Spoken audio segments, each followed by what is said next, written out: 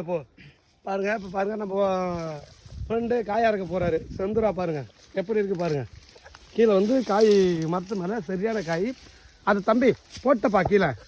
கீழே அந்த காயை கடிச்சு சாப்பிடுப்பா பழத்தை சாப்பிடுங்க பிடிங்க இருக்குது ஒன்றும் பழத்தை சாப்பிடுங்க ஃபஸ்ட்டு காயை பிடிங்க பாருங்க நம்ம இதெல்லாம் பழம் கொடுக்குறோம் இதெல்லாம் பழம்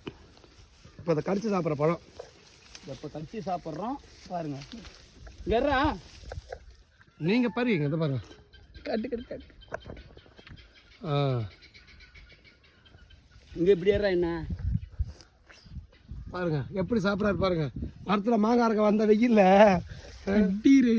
வெயில்ல காய இருக்க சொன்னா என்ன பண்ணுறாங்க பாருங்க மணி 12 மணி ஆகுது இந்த சூப்பராக இருக்குது காய் அப்படியே ஏற்று போடு கூட வச்சு போயினா